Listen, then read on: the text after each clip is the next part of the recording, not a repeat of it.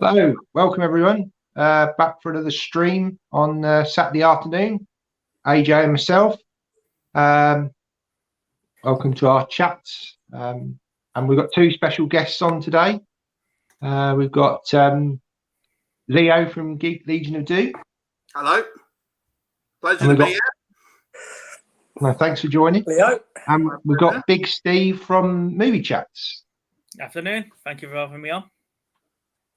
Cool. And obviously AJ, co-host or Yeah, but something's gone wrong here, Matt, because we're wearing the same colour top. Oh yeah, that's true. Yeah. Email, damn it. We could have all yeah. could have all messed up. I must admit, I changed my top because I'm sitting in the conservatory. It's a bit chilly out here, but yeah. But I got my Arnold one on today. Right. It's the same colour. It's just coincidence. But there we go. So, if, Leo, if you can just sort of tell the audience a little bit about your channel and what you do on your channel. So, thank you. But my channel is mainly about B movies, to be honest. It kind of, it's actually, I've been on YouTube for about 10 years. In fact, it'll be 10 years in beginning of January. And it's mainly B movies, mainly stuff that kind of goes straight to VOD or DVD, mainly reviews. But I do media pickups, top 10s, few other bits and pieces. But it's just how it's ended up being like that, to be honest. It was never sort of my intention to do that, but that's kind of what it's ended up being. But I still enjoy all kind of aspects of talking about movies and film and things like that. So, that's it. That's the channel. Now, Leo, was your channel a shared channel at one point? Originally, well, that's why I called it Legion of Doom, because it was, I started it myself, but I never wanted it to be just me. The whole idea with it was to be because I wanted to cover different aspects of like geekdom, if so to speak. So I originally started it for something because I'll be honest, me and a couple of my friends from down here, we used to kind of go out drinking quite a lot. And I was like, I kind of want to do something which isn't going out getting like, going out on the beers all the time. So it's actually why we started looking at other things to do. So I kind of started the channel with the idea of that we'd all sort of do it together. And it kind of started off like that, but then they kind of, ended up, one had a baby, all that sort of stuff. So like, well, he didn't have a baby, but you know what I mean? So it ended up just being me. So, but I've always tried to encourage like, other people to kind of like contribute if they want. I never see it's up to them, but so I've always wanted it to be like multiple kind of people. I never really wanted it to be just me, although it, a lot of the time it is, but there are other people that kind of contribute to it on a regular basis. So. Cool. I do really like every now and again you do like the car boot challenge where you sort of got like a $5. I do. I think they're really good videos. They are. I really like those. You never know what you're going to pick up. Yeah, it's the problem for me is with those ones is it I have to be able to go with someone, obviously when we've both got a day off, so it's sometimes hard to do that. And obviously I can only really do that in the summer. I did intend to do something because I haven't done any this year. I did intend to do a couple, but we went to a couple of car boot sales. There was just nothing there. I took my camera and everything, but it was just like nothing. So I didn't bother making a video, to be honest. So hopefully next year. I do enjoy that though. But I have to say that takes me like 2 weeks to make one of those videos because obviously I've got to sell the stuff in the meantime. But they are fun. And I remember I bought like a Spice Girls VHS in a tin, like 50p once, and it went for like 20 quid. So that was, wow. Stuff like that. So, it's been fun. So yeah, I try to like mix it up with different stuff every so often. But it's mainly movie reviews. My problem is when I pick stuff up at the boot sale, as you can see, I struggle getting rid of it. the missus is a reseller, so we buy and sell stuff that we find at boot sales and charity shops and stuff like that. So if we pick up anything cool, we always have to have that conversation. Is it for me to keep or is it for her to sell? And it's a difficult one. Yeah, well, that's basically the idea because it was to use our kind of like geek knowledge, so to speak, to because I used to work in the video game industry, so I have a kind of a background in that. So it was like picking up like old-fashioned, old school kind of like Mega Drive cartridges and stuff like that, and but it was anything really. Figures. I mean, I found one that did all like these retro He-Man figures. I think it was last year, and they had like the Panther and things like that. And I got them and resold them on the thing. They didn't go for mega money though, to be fair. But And Steve, could you tell the audience a little bit about your channel and what you show on your channel? Yeah, we're Movie Chats, and we started off, like say, we know a couple of the resellers and stuff like that. Yeah, you might have like Nick Hills and Car Boot Chris and people like that. So we started watching that when the missus started to do the reselling, which again is just buying stuff at charity shops and boot sales at cheap and selling it on eBay, making a bit of money out of it. And then when we went into lockdown, Chris from Cookie and Hayden said, "Do you want to do like movie chat? We'll get on once a week and we'll talk about movies and films and stuff, because we're all in lockdown. We weren't meeting anybody. It was just a chance to talk." And then little Steve and I took the channel on from there, really. So we started out on ourselves and went from there. So as you can see behind me, I'm more the toys, the figures, the cartoony type of thing. Steve's more the physical media collector. We both like movies and TV shows. We're quite passionate about it, and it's just something for us to do. Like I say, it's just a weekly chat amongst friends, and it's nice that we've stepped out of one community and we're trying to break into your communities, the movie community, and we've made some great friends along the way, like AJ, yourself, Leo. It's great to meet you. Hopefully we can get you on our channel at some point. We can have a good talk. And yeah, like I say, we're making some good friends there, and we're just having a laugh along the way, which is the main thing. If you don't enjoy what you're doing, why do you do it at all? So yeah. Absolutely. It's and AJ, I'm sorry. Yeah, go on, Leo.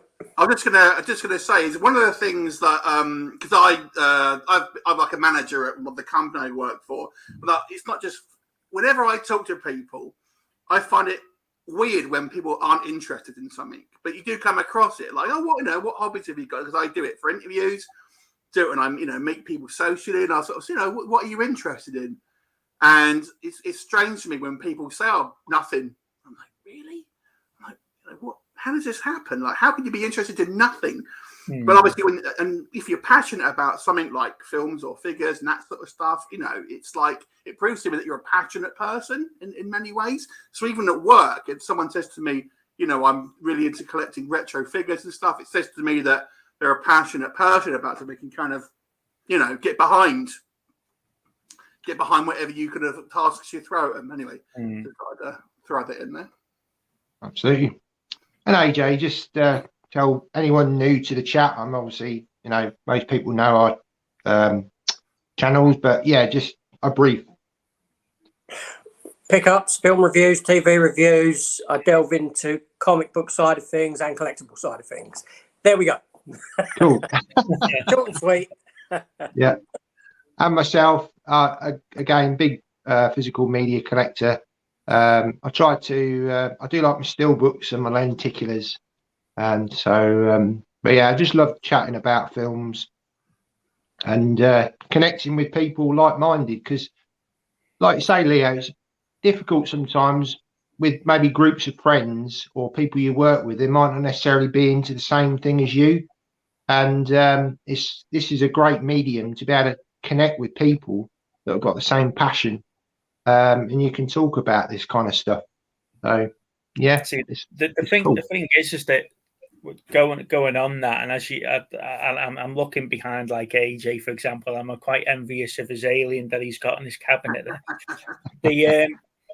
I was a geek and a nerd when it was an insult. Now it's popular to be a geek and a nerd. So there is people out there that you can connect with, but it's all the newer stuff. It's the newer version of He-Man. It's the newer version of Thundercats. It's the newer version of Transformers that we all know, and stuff like that. So it's great when you can get into a topic of conversation in that. And it's hard for me to do a review of a film or a review of a TV series or an idea, because as soon as I've got one filmed, AJ pops up with a thumbnail to say, here's his version of it, and it's always better than mine. And I'm like, oh, you But speaking to him the other night, I've got some programmed into the start of next year. He's already into like September or somewhere. He said. Oh, so, come on now. I didn't say September. June. June in July. Whatever I do now, AJ's already done. But what I'll do is, after the stream's ended, I'll put some links in the description. So if anyone hasn't subscribed to everybody here, please go and check out the channels. Do some fantastic content. I know Leo, I've been following his channel for many, many years, long before I even decided to start a channel. And you were one of the early guys that I used to watch. I appreciate it. There's another channel. Have you ever heard of Disc Junkie? I haven't. Oh, he's been on YouTube probably as long as you have. Swedish guy. And yeah, I've watched him for many, many years. He's very much a VHS collector these days, but yeah, Disc Junkie, he's worth checking out. I will check it out. I mean, I was the same thing before I started. I used to watch, other YouTubers, and that's kind of what, ultimately made me sort of do it. So I think that's the thing. Obviously, you start striking a similar interest, and you know what, I could do that, and then you end up doing, and then you end up, you end up kind of inspiring other people down the line. So it was quite funny because it was me that put Little Steve onto AJ, and it was Little Steve that put me onto you, Matt. So it was just like, right, okay. So between us, we're trying to sort of learn from whatever other people are doing and what other people's interests are and stuff. And like I say, we're finding all these new channels all the time. So I do appreciate. Yeah, I do appreciate you guys reaching out to little channels like ours as well. So it's brilliant. Thank you very much for that.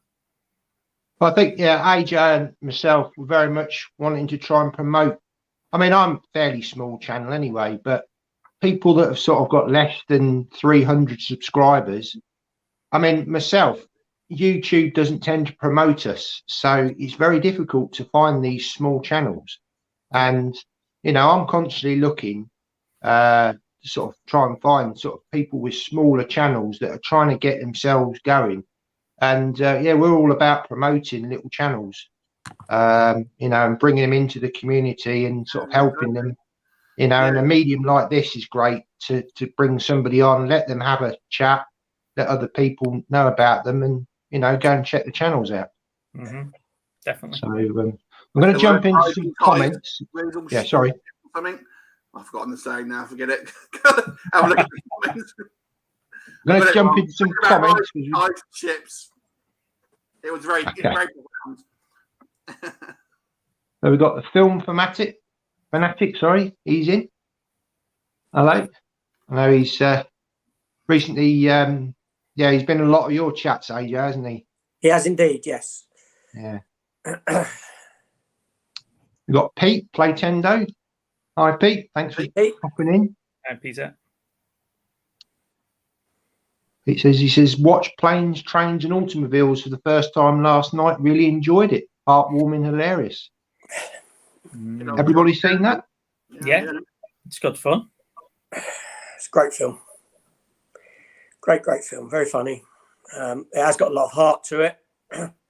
The journey of both characters throughout the film. One has to they both have to change for one another. They both have to go through this sort of, Steve Martin sort of has to bring himself down a peg. John Candy character has to come up a bit and meet in the middle. It's a great film. It's a great film. For me, I'd say it's a Christmas film. We don't do Thanksgiving here in the UK. So in my mind, when I watch it, they're going home for Christmas. He's trying to get home for Christmas. Do you know what I mean? It's a good film. Have you seen it, Matt? Did you say you haven't? I may have seen it many, many years ago. I have to admit, Steve Martin's not really. Oh yeah, that's right. Somebody I'm not that fussed about him myself, but yeah. So no, it's not something that rings many bells in my mind. I may have seen it on the TV many years ago, but yeah, I watch it. It's a yearly watch for me, most definitely. Cool. We've got Ian. Hi, Ian. Thanks for joining. Ian? We've got Pete says Guardians of the Galaxy Christmas special was really good.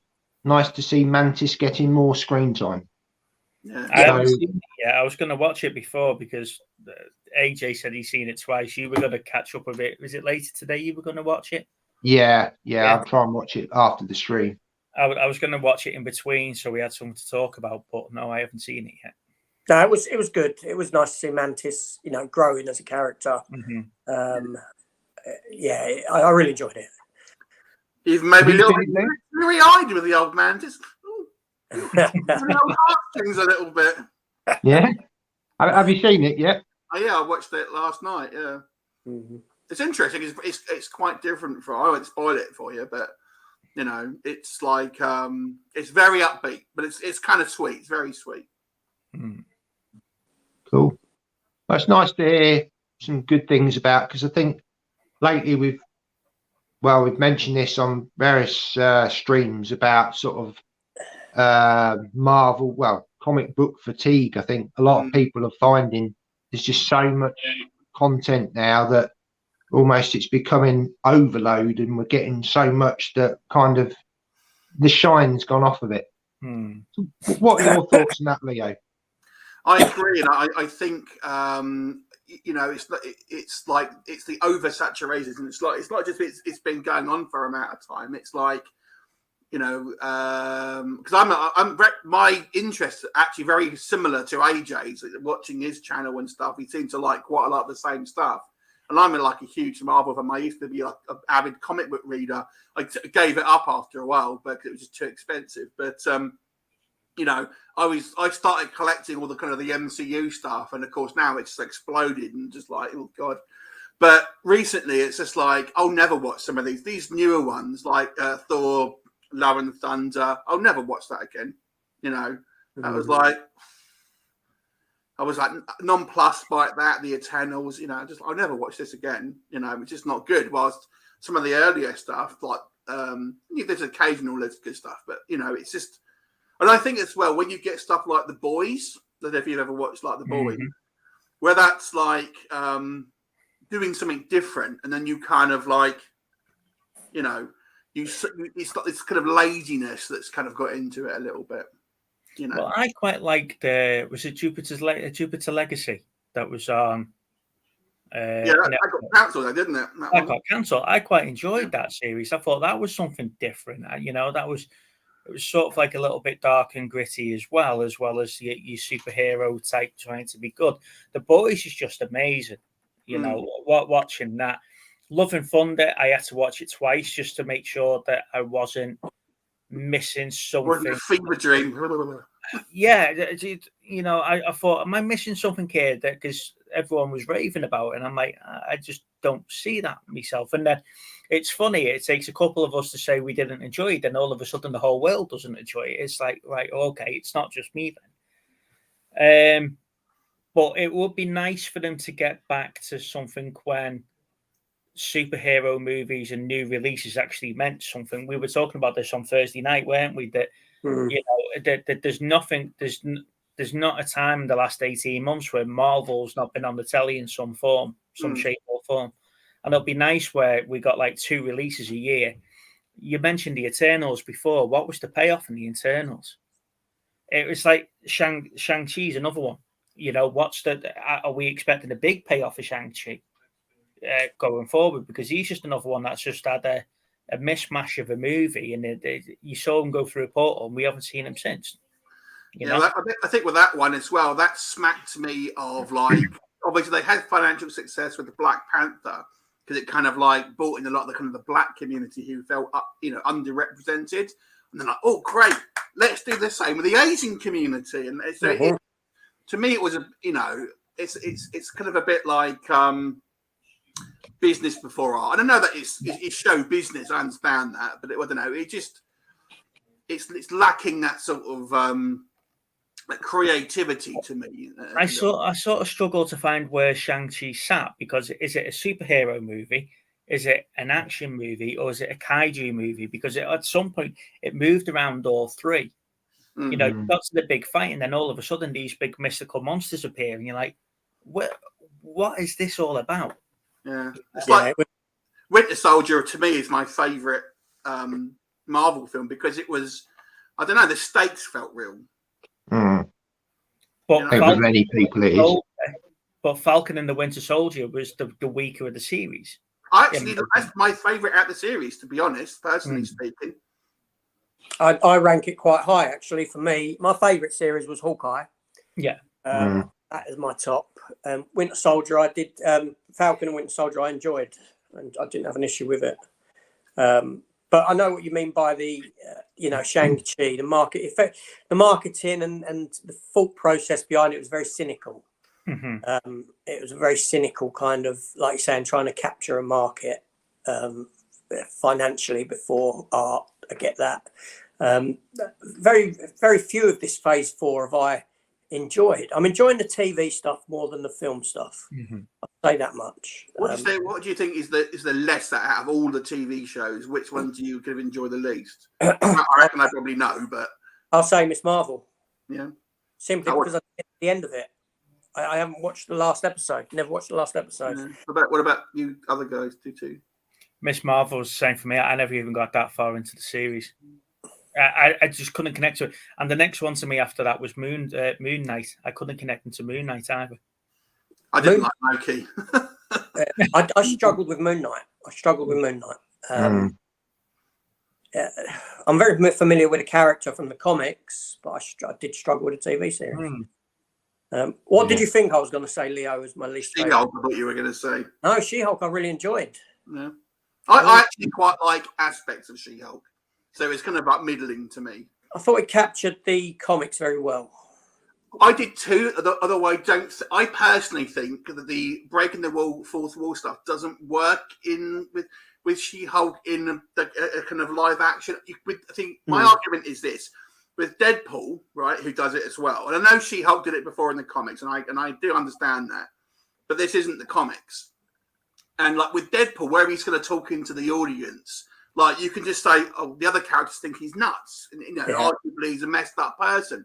So it sort of makes sense in his world, if that makes sense. It's like there's a bit of a when like Colossus, like, who are you talking to? So it kind of makes sense because to everyone else, Deadpool is just nuts. But She-Hulk doesn't have that excuse. She's not like a crazy, So it doesn't really make sense. And I know it's a fantasy universe, but I like it to make a modicum of sense for me to be able to. I enjoyed the way they did that though in She-Hulk. It's not the comics. She turns, she talks, she does this. The only problem for me in She-Hulk was the fact that it wasn't her series. It was a series used to drop people in and out all the time. If you're going to call it She-Hulk, call it She-Hulk. If you're going to call it Marvel's multi-character universe, whatever, come up with another title. I just have them coming in and out and going and doing whatever they were doing, going about the normal lives as they normally would. But I've done around the character. I've done a video on that. It feels like they weren't very confident with the character, that they needed to prop it up with guest appearances to help it along. And I thought that was quite a shame, actually. I didn't mind the odd few, I didn't mind a couple, but to have it in literally every episode, I think it was every episode bar one that they had someone in it to help up. And I felt that was a shame. I did like the Daredevil episode, though. I thought that episode was my favourite out of all of them. I will say. But the monkey says, "Morning all. Disney Plus seems to be like we don't have any good original film ideas to do, so let's put a random celebrity in the Marvel film universe and call it a Christmas special. Do you all agree?" No, I disagree. It wasn't a forced cameo. In the sense of Kevin Bacon, that's been set up from that was a callback on the first one. Day one of the Guardians of the Galaxy. And if the Guardians of the Galaxy films never had an appearance by Kevin Bacon, it would have. You know what I mean? It was earned. I don't know how many times they refer back to Footloose in those movies. It was an earned cameo appearance or a guest star appearance, I reckon, in my opinion. Do you know? I'd go one step further. I think what they should do. Are you familiar with Wonder Man as a character? I am. Yeah. So in the Marvel comics, he's actually an actor who is a superhero.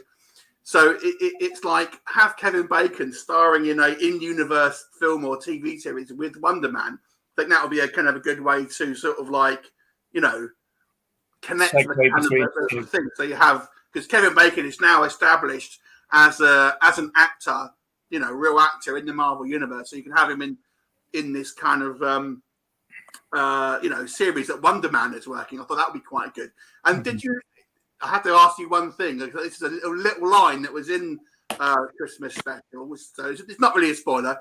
Does this mean the GoBots are real in the Marvel universe?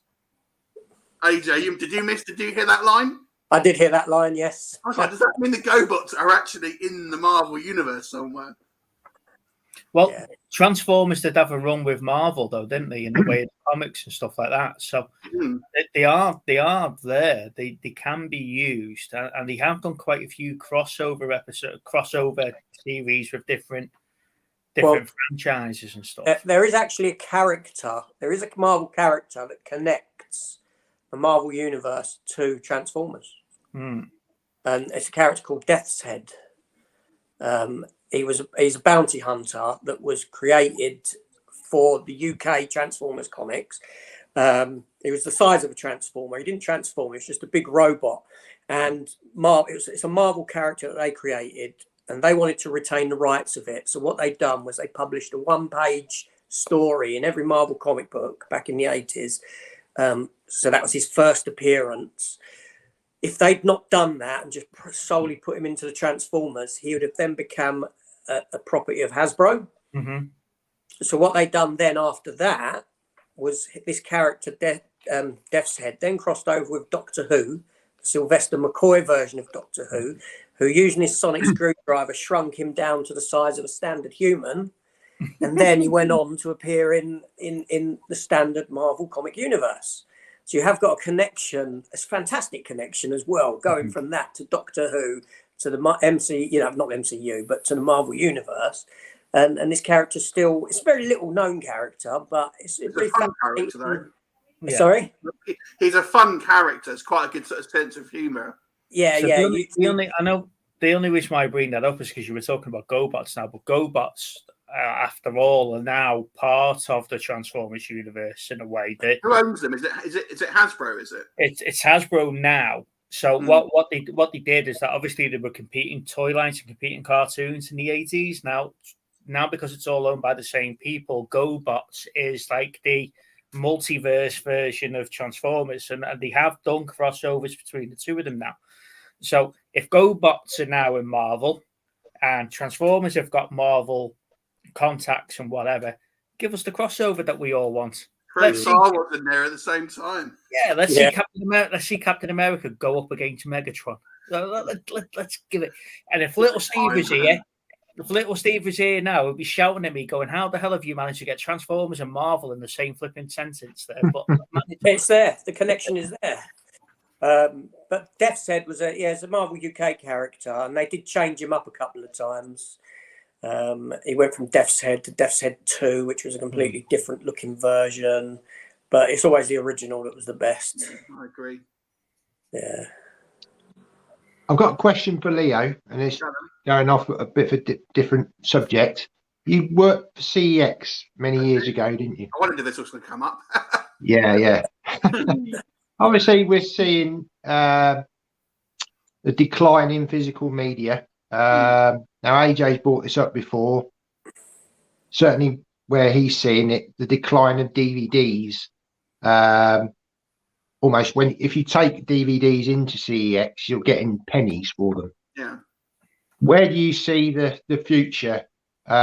Certainly for CEX, sort of selling physical media. Okay, so I will prefix this by saying I stopped working for CEX about 8 years ago. So obviously I can only comment exactly, obviously, from where my time was there. As the company is now, bear that in mind, it might be a little different. So I only worked for CEX for 2 years. And when I started working in my interview, They were basically. I was the manager of the biggest branch of CX in the country, which was Southampton. It isn't now, but it was at the time.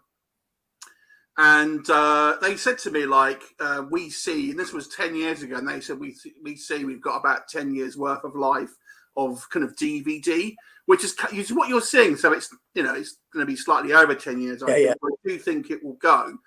But what you've got, what you do have to bear in mind is that if you look at the like sales charts of like media, so like Blu-ray, DVD, and 4K, DVD still sells the most. Because it's the most widespread, and I think that with the as a general rule, the games consoles are the most popular players of discs.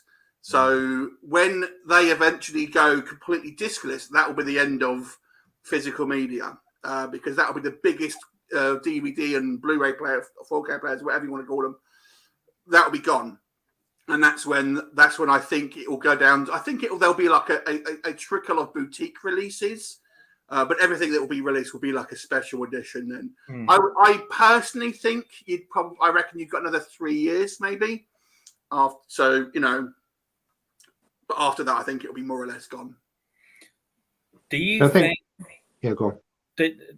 Well, you were saying there the DVDs you get in a penny. I took some stuff. I took about 40 Blu-rays into CX of a week and got 16 quid. So the majority of them were £1 to 10p on the Blu-ray.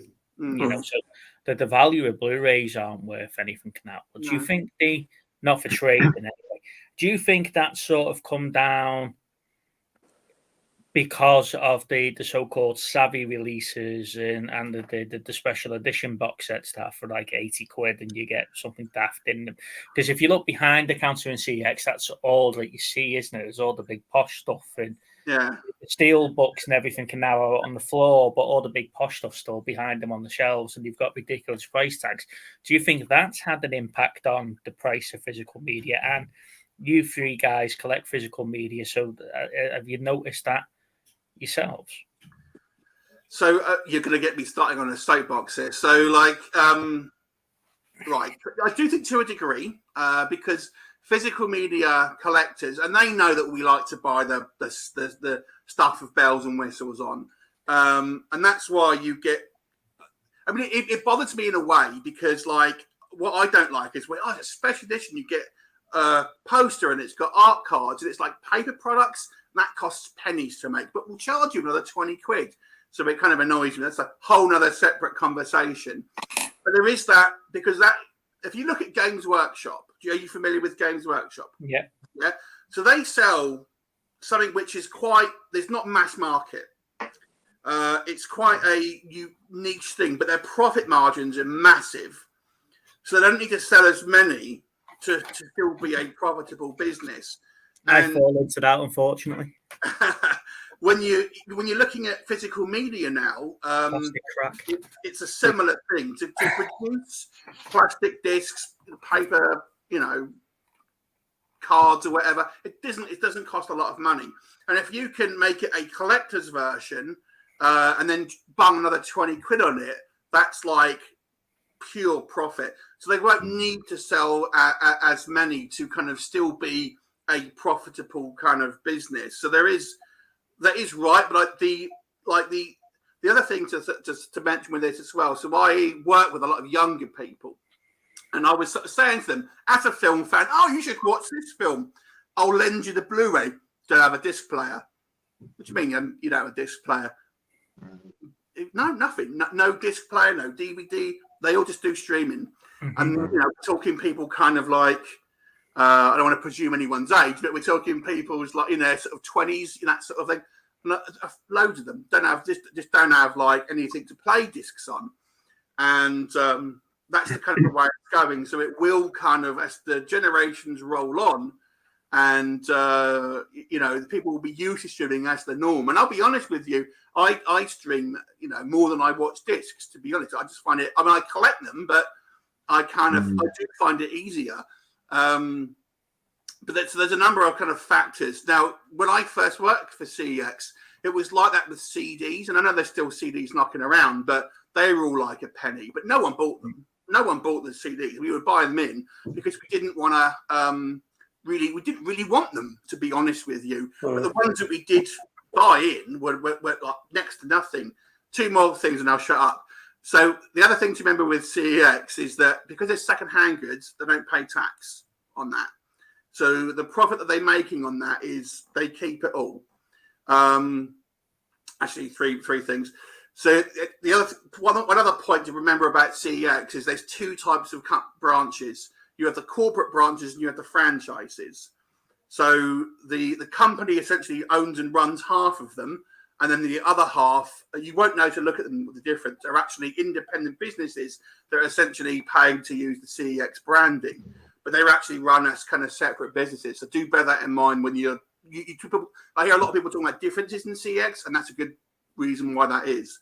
I've forgotten the other thing I was going to say, so there you go. I might remember later on. Any other questions about CEX? Fire away. Well, see, it's like Matt said, I've seen a lot of changes around here, because I'm in London, so I've got, don't matter what direction I go in, about a mile away from a CEX. And I've seen, for argument's sake, the one in Croydon has moved literally 3 doors down to a smaller premises.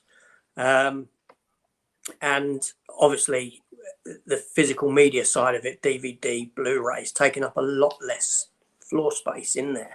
So in my mind, I can see a reduction of this kind of stuff. And as a business, right, I mean, with the DVD market, and why? No, I've said this before. You may have heard. Why would I take 100 DVDs down to CEX just to be given £1 for them? I wouldn't. It makes no sense time-wise. Logistically, it makes no sense. And as a business, I don't know what their DVD sales are like, but if I've got, for argument's sake, the one in Bromley used to have. It's got 2 floors, but now they've closed off the top floor, and the top floor was primarily, it was all DVD, and they brought it down to the bottom floor as well. So obviously they've reduced space a lot. But why would I have an area of space, I don't know, 5 meter by 5 meter, to sell a product that I get, that I'm not going to sell much of? It don't make much sense from a business perspective. Hence why I see them, a couple of them going to smaller premises in the same town. CEX is becoming quite particular about what they're picking up from you as well, what they're willing to allow you to trade in. There's certain films now, you go on the CEX website, you can only buy from them, you can't sell it to them, because they've got that many copies of them that they don't want anymore. I mean, that's why they reduce it to a penny, because they ultimately don't really. I mean, they'll take it, but they don't really. Because let's be honest, they'll just. What will happen is they'll just bin them off. Ones that they bought in for. It's like charity shops. You can't even give like DVD. Some of them now they won't even take it. But that's an interesting. It brings up another point. Is I don't know if you're familiar with the cycle of collectability. So if you think of I'll use 2 examples, like comics and Star Wars figures, right? So when these first came out, they were, people bought them for retail and stuff like that, and then they got rid of it. They just kind of disposed of it, and it wasn't till then it comes to a point where it's perceived zero value, where people think you're essentially worthless, and this is when people will get rid of their stuff. So like old Star Wars figures.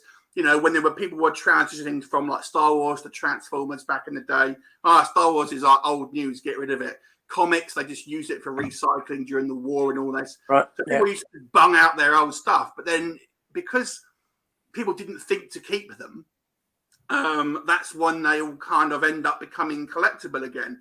And I bet you my bottom dollar, it's kind of happening with VHS. You mentioned your friend collects VHS. So people got rid of their VHS, and it's now that they're starting, you can't really find VHS very often. VHS now is actually kind of quite hard to find. So now you're finding they're kind of going up in value. and that will happen to not every DVD, but it will happen to some. You'll get to this point, and we're kind of approaching it where the perceived value will be zero. People will just dump out their collection because it's in the people are just, all these films are on Netflix or whatever. I'll just get rid of it because it's space or whatever it is. Mm. And all these films will end up in the landfill somewhere, and then years down the line, God, I want to watch this film, but it was only ever released on DVD, and that's what will happen. Yeah. There'll be certain releases that will be collectible. So, AJ, I know you're a bit of a defender of DVD still, and I agree. I still, I will still pick up the odd DVD. I'm not kind of like crazy about it, but I still pick up DVDs, especially ones that are kind of like films that you don't see in other formats, because that's ultimately what will happen. But CEX will, to go back to the original question, will basically just kind of like ditch them off eventually. But I went into CX like last week, and they had Maniac Cop 3 on DVD for 28 quid. So there are some there that still have the outprint ones. The odd few, yeah. Cool. Good insight. Yeah, no, it's great. I mean, I wanted to ask, because I know obviously you've worked in the industry, and it's really nice to be able to talk to somebody who's kind of got that sort of other side of it. We're kind of like the, purchasers of this stuff, but you've been behind the counter. So, yeah, it's really, really, really great. I've got into a few like heated discussions trying to explain why CX do a few things, but there you go. It's really good. And Pete said, anyone picked up any good deals over the Black Friday sales? He said he got Parasite 4K Steelbook for £15. You got anything? Shirt. That's about it. I only bought a shirt. That's it. No, Black Friday to me, it makes me laugh how we've all bought into this. Let's buy a £500 TV that was 800 quid 2 weeks ago, but 3 weeks before that was 450 quid. Yeah. And we've all bought into it. At some point we've done that. They've banged the prices up, and then we're right, okay, great, it's cheap. It's now a third of the price, but it's still more expensive than what it was in the summer. Mm. And it's more regular now that you see that happening. Yeah, definitely a marketing thing. Yeah, I didn't pick nothing up. I haven't, it's like I said to him, Matt, it's very, if there's something you want to buy, if there's something you want and it gets reduced in price, then fantastic, you've made a saving, right? But if I go out shopping just because it's Black Friday and I'm buying stuff because it's been reduced and it's not stuff that I would have bought otherwise before, thought about buying before, then essentially I'm not making a saving. I'm actually wasting money on something that I didn't actually want. So I did go to HMV on Monday last week, and I did pick up Planes, Trains and Automobiles on 4K, which is something that I wanted. And I got the 25% discount. This is another story, which was fantastic. So I made a saving on that. Didn't expect to, because it was a day of release item, but I didn't look at their other stuff because I would have just been buying for the sake of buying as opposed to something that I wanted. So you got to be careful in that respect. And the other trend that I haven't liked for HMV this year is that releases that have come out on that very day fall as part of that 25% off. Not all releases, some for it were excluded, some of the special edition ones, but for argument's sake, Planes, Trains and Automobiles 4K, day of release, I got 25% knocked off. Right, now next year, why on earth would I go to HMV in the couple of months leading up to Black Friday and buy a brand new release? Why would I? So in turn, effectively, what they've done is potentially could have killed sales down the line by telling people that, day of release items are going to potentially be 25% cheaper on day of release. So you know what I mean? Or an item that came out the week before is now available a week later, 25% knocked off. Why would I go out the week before and buy a brand new release? Why wouldn't I?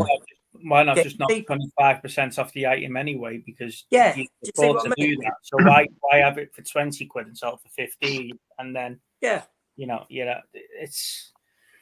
that's what gets me about these special releases. You heard me laughing at Steve when he's bought special editions, and he bought one because it had the business card in it, and it cost him 35 quid. Ultimately. The Blu-ray. He's already got the special edition. This is the 4K special edition. The only difference is it had the business card and it cost him 38 quid. I said, I could have printed you the business card for that. But that's his passion, isn't it? Yeah. Right. You pick up a Transformer for 20 quid, and he's probably thinking, why would you pay 20 quid for that? Do you know what I mean? Well, I get both sides of it because I he bought it for the business card, hasn't he? Because he's already got two versions of the film. He's not bought it for the film. He's bought it for the business card. Was that American Psycho? Yeah. But I can see both sides. But what the point I'm making though is that film is 20 quid. Yeah. You're saying you're getting 25% off. The markup on these special releases. Ridiculous. If they can afford 25 quid off on whatever, then why not give me it at a reasonable price margin for me to say, you know what, I'm looking to get Attack on Titan. AJ put on there that he got his version, and I asked him if he's got English dubbing, and it hasn't, and I can't find a copy that has on stream. But I'm not spending 18 quid part seasons. So season 1 and 2 comes in 2 parts, and they're 18 quid each. So that's 36 quid for a season. And you've got to do that over a couple of them. But then when you buy the complete season, it's still 36 quid. You're not getting anything off because you've only got the 1 or 2 discs. It's bonkers. But give me a reasonable price and I'd buy it. Yeah.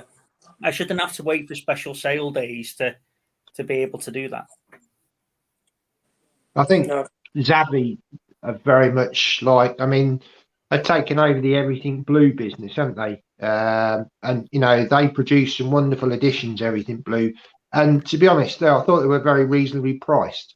Yeah. But now you look at a similar release from Zavvi. I mean, perfect example is this: The Fifth Element. They've just announced that one, haven't they? Yeah. And apparently it's already sold out. £100 set. Will they find some more? Yeah, exactly. Yeah, exactly. But again, you've made a good point. I think you shared the Chucky Steelbook. It was limited to 2,000 copies, but that hasn't sold out, has it? Now it's on sale. Yeah. Apparently limited to 2,000 copies. Leo was saying before about Games Workshop, and I'm big into me Warhammer. I love me Warhammer 40k, and what the Games Workshop do that they go, the new big box sets, limited edition. You've got to go and get it. It's 130 quid, and we're only going to do so many. You walk into the Games Workshop 6 months later, and there's still copies on the shelves. People haven't gone mad and gone and bought it, and that's where. Where that's like a niche market. You going into buying that new figure, that new collectible, that new tabletop war thing, and it must be the same for you guys with the steel books and the special editions and stuff like that. They put so much bump behind it to drive the sale, and then you go in and they're still sitting there. Well, I've worked in marketing, right, and limited edition is one of these like buzz phrases. What does it actually mean? It means something's been produced in a finite amount of quantity, but like there's a finite amount of quantity of sand on the beach. It doesn't mean that there's you could say anything is limited edition, and it'd be true because there is a finite amount.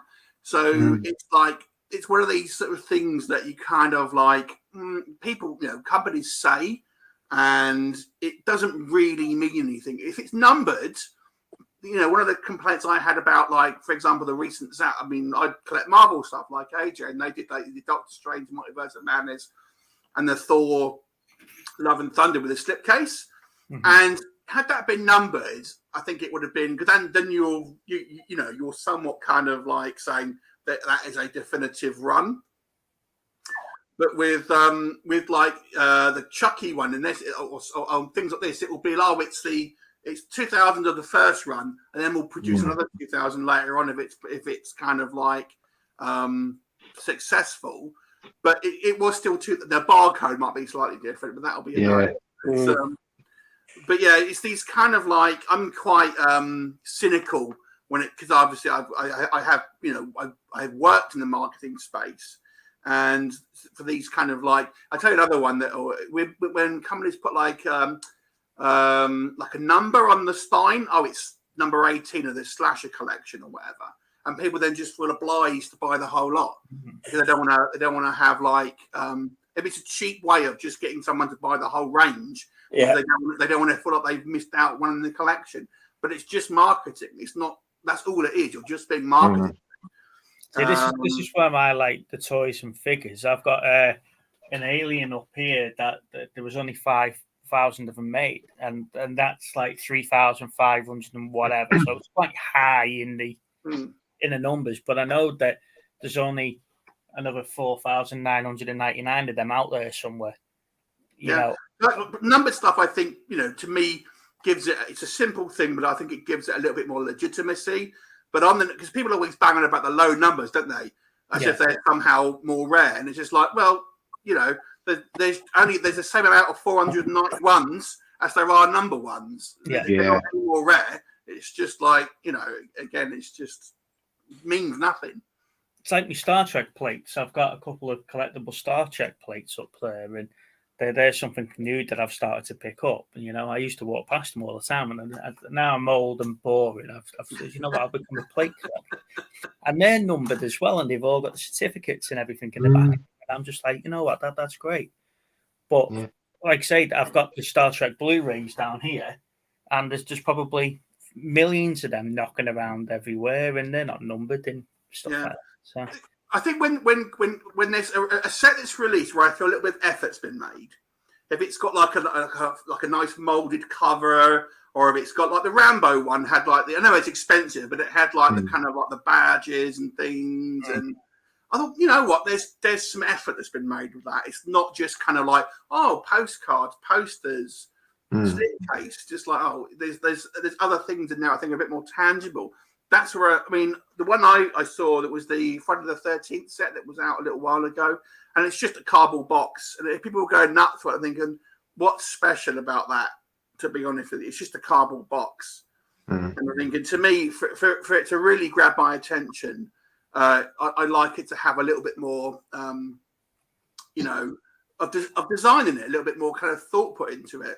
It's like when they did the phase 1 and 2 of Marvel, they did like the Americans had like a suitcase for the first phase, and then the globe thing for the Guardians of the Galaxy. Great set, looks good. Put some effort behind it. Yeah, it was expensive, but I appreciated that.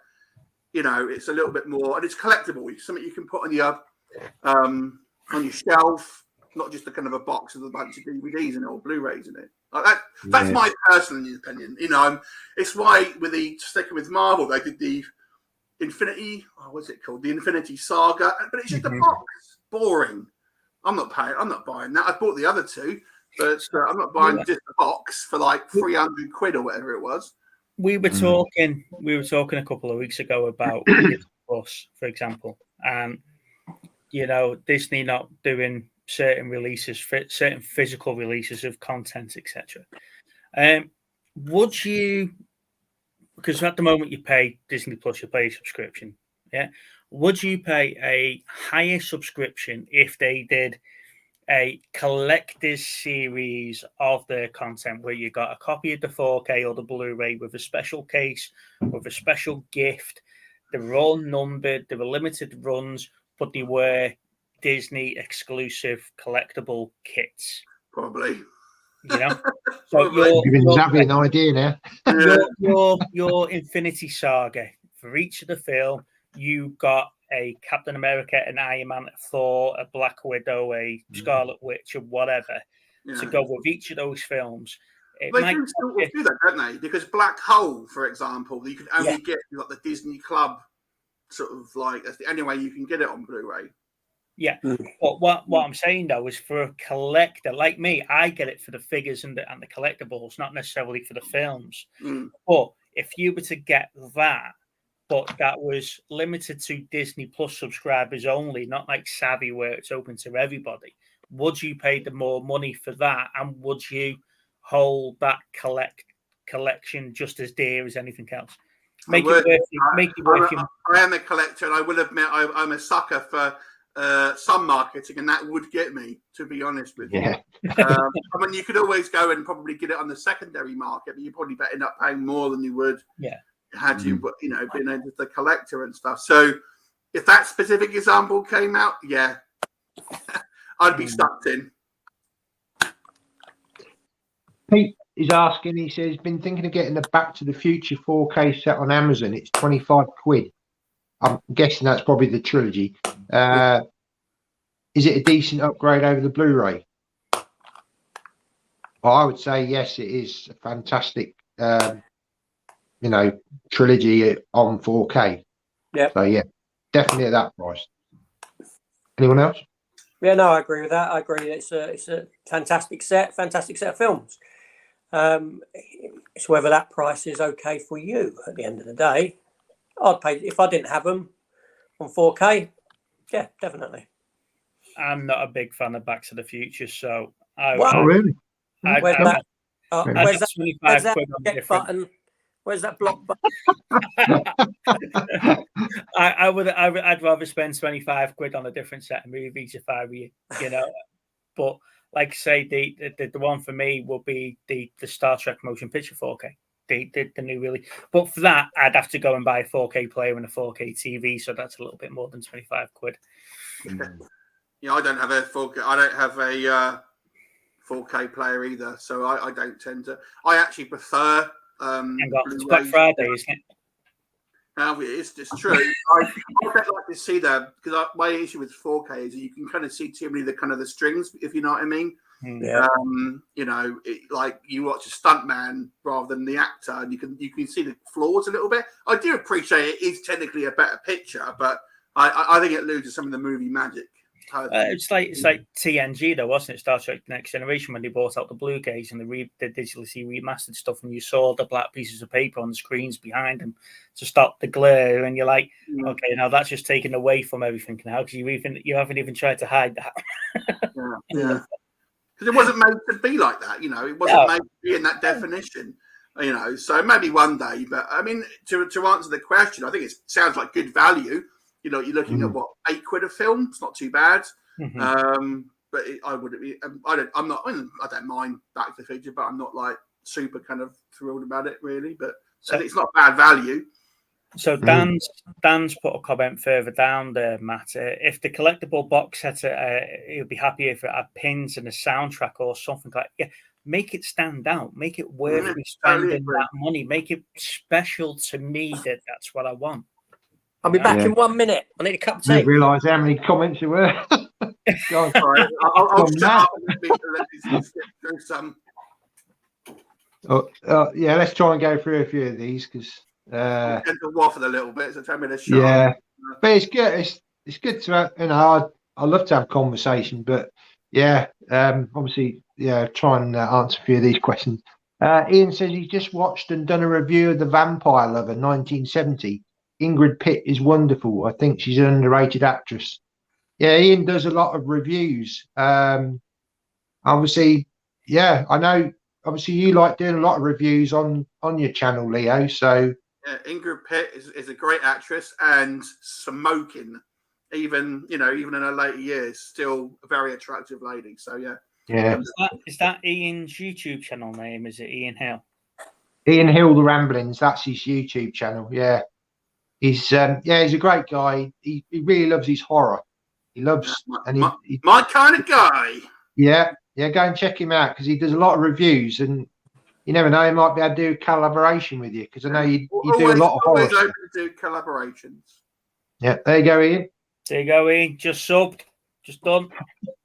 I'll do that afterwards, because I'll just end up coming out the stream somehow if I try and mess around with it. So I'm not all that techie. Film fanatic, he says, what was the cheapest Blu-ray that you ever saw on the day it was released? No, I've seen some for $9.99, but what about you? Anyone?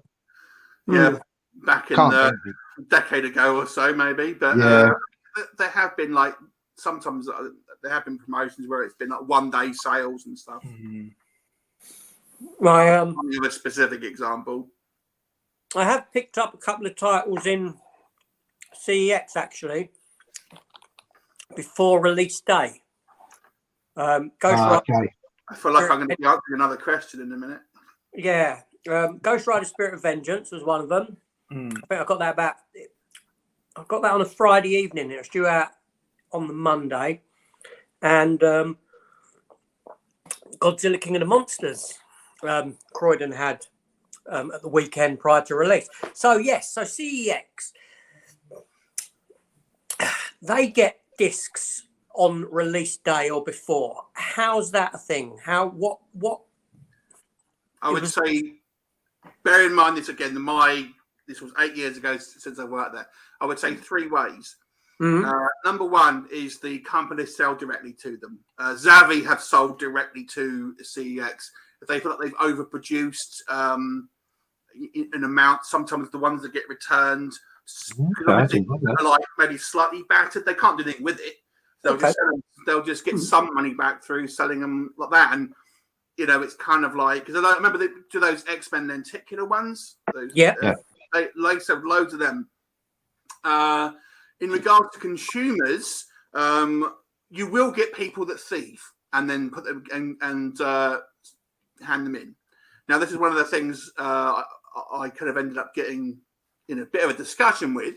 So, like, someone asked me, like, do we, as a member of CEX, would we knowingly take in stolen goods? And the answer is, if we know, then we wouldn't. At least, you know, that's from my perspective. But if we don't know for sure, we can't just accuse someone of stealing. You know, they used to ask you, didn't they? Are you the owner of this equipment? But they don't ask that anymore. They just make you sign the trading form, don't they, to say that you traded it in? Yeah, you can only to prevent this. You can only trade in 3 of the same item, right? But there are some legitimate reasons why sometimes that happens.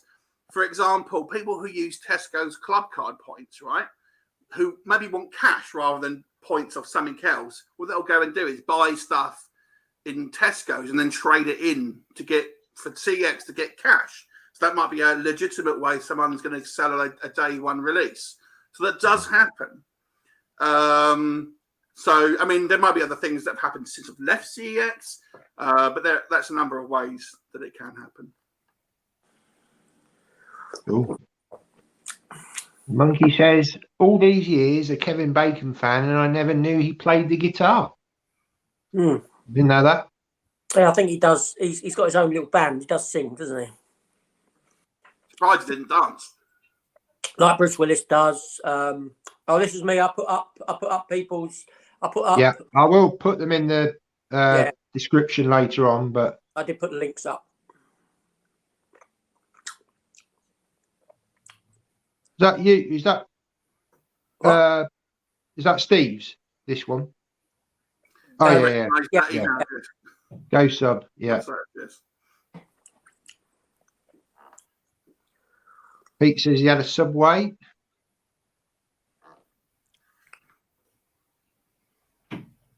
Jinky Cat the movie. I've just subscribed to him. Thanks for joining. Yeah. He's got some good content. He's got some good content. Because Matt, you put me onto him as well, so I went. Yeah. He's got a couple of videos, quite long, but it's his entire steelbook collection. Yeah. I've just started his second part, but no, he's got some good videos. So go and check him out. Another future.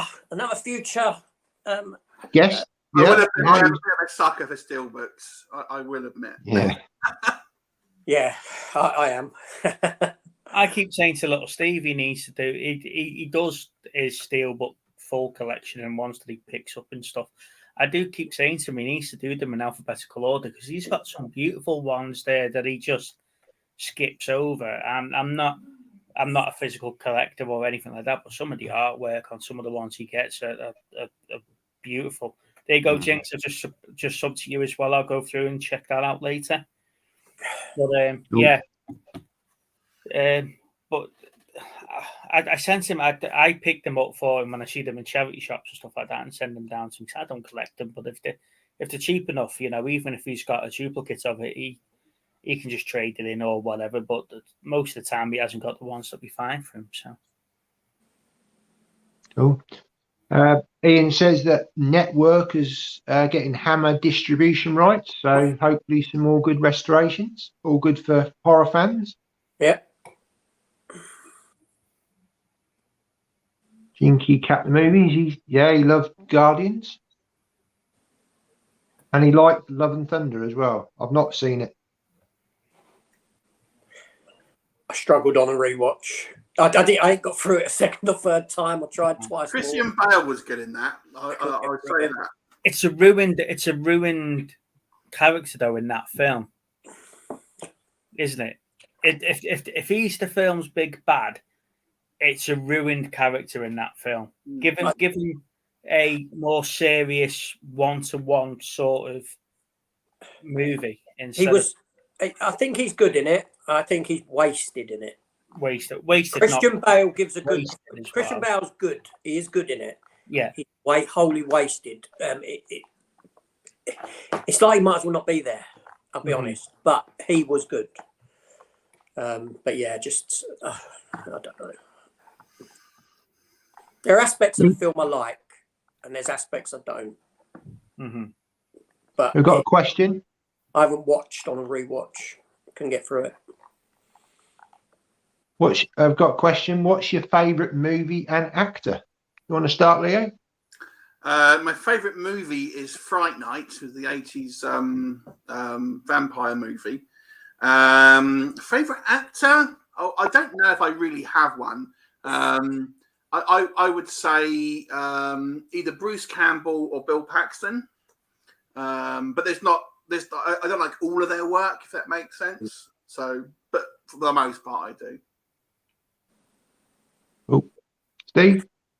My favorite. I've got two favorite movies. One Starship Troopers and one's the 1986 Transformers movie. AJ's laughing because he's time again.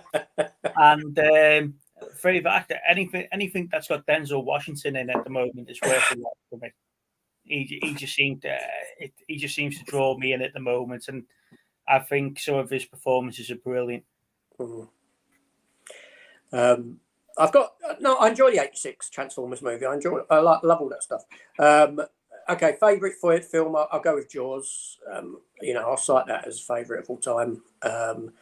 Favourite actor, I think it changes. It changes with age. It changes with it changes a lot. Like because the film fanatic, he's quite a young lad. He's very young. Now around that age, I would have gone with Harrison Ford. Then I'd have gone on to Bruce Willis. I don't really have a favourite actor now. I went through a Nicolas Cage phase back in the sort of mid-90s, and I think it's one of them questions I can't answer. Right? I think the most. I'd say that one of the most consistent actors for me is Tom Hanks. I'm not saying he's my favourite actor. He's the most consistent, if that makes sense. So it's not really a question I can give you. But, there's Denzel is a great actor. He really is. Obviously, I love Bruce Campbell, as you know. I can't knock him. I love the projects. Well, most of the projects that he does. Now he's a bit older. It's a bit different. No, my favourite. Can I ask you a question, AJ? And I'm not sure if you'll be familiar with this property. Are you familiar with Jason the Wheeled Warriors? Yes. Bruce Campbell was like Herc He was like the perfect person to play Herc from Jason the World Warrior. Just throwing that out. I'm so glad that World Warriors. I'm just laughing at that last comment that's just come in there, AJ. Is that right? Yeah, that's what I said. No, that's Debbie does Dallas is way down the list. way down. Way So down. far behind the comment. There's a few I'd put above that. For me, my favourite film is The Shawshank Redemption. I think that's absolutely fantastic film. Again, I have to agree with AJ. I don't think I've got a favourite actor. I think it all just depends. I'd say my favourite film and actor of this year is Tom Cruise and Top Gun Maverick. For me, that film is number one. Waiting to see what happens with Avatar, but for me, that's the number one film of the year. And he's kind of like the last remaining movie star that we have really now. Aside from all the stuff that he's involved in, you know, all that, you know, Scientology and all that sort of stuff, he produces some fantastic films. So yeah, for me, this year, Tom Cruise. Definitely. So just to pick up on something Cleo's just mentioned, then Jason the World Warriors, which of the 80s cartoons, 90s cartoons, in your case, Matt and AJ, 70s cartoons that haven't had a movie based on them or a live action series based on them, would you like to see done now? Now we've got the CGI and the movie magic that we've got these days. That's a tough question because these days, I mean, like there's always talk of a He-Man movie, weren't there? But like, are they really gonna like in this political climate gonna call someone like, you know, He-Man and it'd be like a blonde muscly guy? I just don't think they would do it. So I'd rather they just didn't do it, you know. So in a way, I think it'd be better off going for more of an obscure, in a way. I mean, I would personally like to see Jason the World Warriors. But again, you've got to think of how marketable it would be. Just the IP. You know, would it go over in this kind of days? I mean, no, the toys hold the value now. If you go on eBay and you have a look at the vehicles and stuff like that, they're going for over 100. Do you know what I would do? The Dungeons and Dragons animated TV show as the film. That to me is like a great concept. It's an easy kind of way to get into the property. That Dungeons and Dragons film that looks like that's coming out looks awful. Mm-hmm. I would have gone with that. And make that into a live action. That's my answer. I agree with Bal's comment. The Netflix He-Man wasn't particularly great, to be honest. It was a bit. Are we talking the Kevin Smith one or the Revelations? Yeah, I like the first half. I really enjoyed the first half without He-Man, where it was focusing on the other characters and they came to the forefront. I didn't really like the second half. Mm-hmm. I haven't seen the other He-Man because there was two versions of He-Man released. For kids, like young kids. Yeah, I've not seen the other. So for me, my choices would be the Thundercats. I'd like to see something done with. Do you not think that Cats film has kind of like killed any chance of that though? Yeah, possibly. Don't do that. Don't like combine those two in my mind. I'll throw that one out now. Or Mask, Mobile Armored Strike Command, Venom, Fish Evil Network of Mayhem, Matt Tracker. These are, you know what I mean? This is from Mask. Mask, and it's something that was a few years ago. It was renewed in there was a comic book series actually based around it that came out from. I believe it was a comic company called IDW. I do have them. Matt Tracker. They did race change Matt Tracker, though. I will say that. Not that it had any impact on the overall comic book. It was fine. It was just felt like an unnecessary thing to do. But yeah, Mask would be a good one. I've got the Blu-rays of them. Not Blu-rays, I've got DVD Great sets. theme tune as well. Love the theme Sorry? tune. The great opening theme tune. Yeah. But they'll need to keep that though for the movie, wouldn't they? Do you know, if I were a director, I would like just make like the intros of these things. That's the kind of the teaser trailer with the same music. Yeah. Print money. Damn right. I mean, I think there's actually a computer animated version on YouTube of the Thunder. Check that out. And it looks really good. Do you know? I think that's the one with I don't know. What do you think's got the best opening? I'd say Thundercats or Transformers.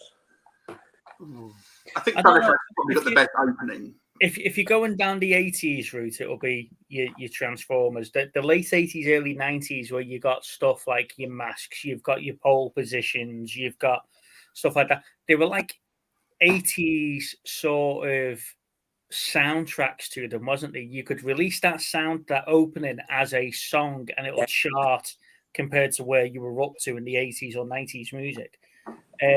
I quite like SWAT Cats, the theme to SWAT Cats as well. When that came out, that they were more rocky type of, not rocky as in boxing, but rocky as in music type of openings, and not like the crap that you get now. And half the cartoons nowadays just put up a title page, don't they, to say you're watching Bing, and then you move on to the cartoon. They haven't really. A lot of them were the same composer. I think it was Shuki Levy. I want to say off the top of my head, that was the same. Like did a lot of the kind of like the music for the same composers. A lot of the music for all these kind of. The one that stands out for me is that one of the greatest soundtrack opening title music is Ulysses 31. I was just thinking. Evening, Stevie. Hey guys, sorry I'm late. I've been up most at night. Well, welcome. Thanks for joining. Yeah. Hey, how are you doing, everyone? Good. I said earlier when I was on my solo chat earlier, I didn't know what Steve it was that was on. And I said Mine will be Oliver Ian and his will be I've got a 50-50. I've got a 50-50 chance of which Steve it is, but no matter which one, I'm going to be 100% right. Because it's got to be Steve anyway. So I put Steve, just Steve.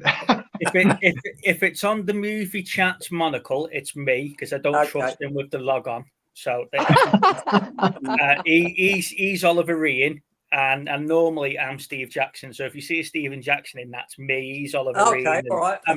A movie Chats is me. That's why you said it's BS before. BS is in Big Steve. Yeah, well, I took BS. I don't know what that was. Yeah, I was like, BS. Yeah. Oh, you must talk He's also right. It also stands for the other thing as well. So, but going back to what we were talking about, the intro that I really enjoy is Ulysses 31. You know, and I think that's a cracking thing. Matt, what would you like? What 80s, 90s cartoon or 70s cartoon, as I said, in yours and AJ's case, would you like to see in live action or movie? Do you ever remember Battle of the Planets? Oh, great. Yeah. Great. I used to love that. That's going back a bit now, but yeah. Early 80s, that was. It's more now these days, it's Gatchaman, isn't it? People know it more as that. Yeah. That was only the original import version that was Battle of the Planets, which was highly edited as far as I've been made aware. It was very early, sort of early Magna almost, wasn't it? You know, sort of, yeah, I loved that. So Big Steve and Little Steve. Big Steve, what was you saying about this Transformers to Marvel connection that I made? Well, and Little Steve. Yeah. So far, Steve, I don't know if you've been watching. I've managed to get Starship Troopers in, Transformers the movie 1986 in, Marvel, and a link between Marvel and Transformers. So it's a crossover. I thought this would be a perfect stream for you. I can link Transformers to. I can link Transformers to Marvel Universe via Doctor Who for you. I told you, Steve, when we come to do our geeky stream and all these will come on, mate, you might as well just set that one out. Yeah, well, that's what I'm thinking. Anyway, you have to go back. Bring some of these comments up. We've got so many comments. Right. We've got Dimension Scott. Hi, thanks for joining Dimension. I've got What a great channel. Scott Dimension. I received my Batwoman season 3 yesterday. It arrived from the US. We've got Stephen from What? Sacramento in America. Hi, Stephen. Thanks for joining. Yep. We've got Derek from Pure Hangout. Another great channel. Yep. Go and check him out. It's great. Okay, so Film Fanatic says, favourite Christmas film? Who'd like to go first? Home Alone. Jingle all the way. I don't do Christmas movies. He don't do. Steve don't do fun. I don't do Christmas movies. We have this conversation all the time about Die Hard, Gremlins, and Lethal Weapon. Are they all Christmas movies or not? Because they were the ones that I go to for that. Fair enough. Die Hard makes my list. Oh yeah, and Gremlins definitely. Although, it's, Absolutely. yeah. But anyway, so Die Hard for you then, Big Steve. Yeah, I'd say Die Hard. Yeah, I'm not really a Christmas person, to be honest. I love it. Oh, humbug. Christmas decorations go up Christmas Eve and come down Boxing Day. We'd like to think that, but I know full well that Lana would not allow you to do that. We haven't put them up yet. No, we haven't. It's November. No, I've seen Christmas trees up, and it's just wrong. So Christmas Eve they go up, Boxing Day they come down. What about you, Leo? What's your favourite Christmas film? Jingle all the way, I would say. Yeah, Good choice. Okay, that's a so good one. I will go with National Lampoon's Christmas Vacation. Elf is fantastic for me, Yeah, but I say big but, they could be knocked off. The National Lampoon's could be knocked off top spot by Spirited. I am not watching that yet. I want to watch it, but there's no Christ, way. I love It's not Spirited. Christmas. What's that David Harbour one that's coming out? Lethal Night or something, isn't it? No, Violent Night. Violent Night. Yeah, that looks good. That looks quite funny. That does. Mm. Santa's going to get you. He's not real. He's going to kick your ass. Hey, Steve, what do you reckon to this? Oh, that's nice. I like that. Cool. Yeah, cool t-shirt. Yeah. A couple of quid in charity shop the other day. I was picking that up. Cool. Little Steve, did you answer the question? I can't remember what you said. Oh yeah, I said Home Alone. Home Alone. Yeah, I mean, Oh. we watch National Lampoon every single year. We have to because it's my wife's favourite one. So we have to watch it at least twice. But I do love me Home Alone 1 and 2. Film Fanatic says favourite Star Wars films and shows. Oh God. Empire. Empire. Yeah. Everyone agrees. I gotta be honest with you, I prefer the original Star Wars. The first one. The first Star Wars, yeah. But as far as TV shows, Mandalorian. Yeah, I do think that's probably the best show, definitely. Mm. Was you a fan of Mandalorian 0.5, which ended up being Boba Fett? Boba Fett. Not as much. Those 2 episodes that were about Mandalorian were good, but the rest of it was. Yeah. It felt scaled back, Boba Fett. It felt cheaper. There was a cheapness to it in the sets. The minute you saw them mods on their little Vespers, you know, some bad choices to be sure. yeah, that was like, what are you thinking with that? Yeah, it did, and it wasn't Boba Fett. That character's not Boba Fett. Sorry. No. I've just subscribed Pure Hangout. There you go. Give you a watch later. He's good. He's got a good channel. Nice guy. Yeah, but it's just not Boba Fett. That's not. If anyone was asked to imagine a Boba Fett, a sequel to Boba Fett, him getting out of the Sarlacc pit, no one would have come up. No fan would have come up with that idea. No. At the all. problem is, I think, with because they made the Mandalorian, that was originally supposed to be, that was meant to be a Boba Fett movie. That's right. Yeah. Right now, but the problem is he's so similar to what we view Boba Fett in the original films, is that they have to make him different to Din Djarin, which is the problem. I was quite surprised they'd done a Boba Fett to be honest, at that early on, because it's aesthetically, it is the Mandalorian. He is the Mandalorian. Mm-hmm. You know, you got another geezer in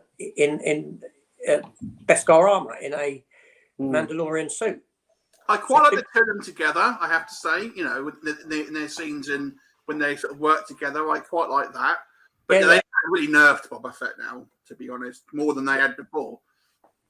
But to be honest with you, though, if you were to swap Din and Boba out, anyone could have played alongside Bo-Katan in those episodes of The Mandalorian or wherever, where Katie Sackhoff was in them.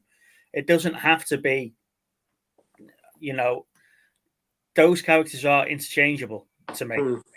You know, you could swap them around. You could have quite happily had Boba Fett running around with Grogu for 2 seasons, and you would never have known any different from me. And I think that's what's ruined it is the fact that, you know, Boba Fett now is not the main Mandalorian that everybody knows. Yeah.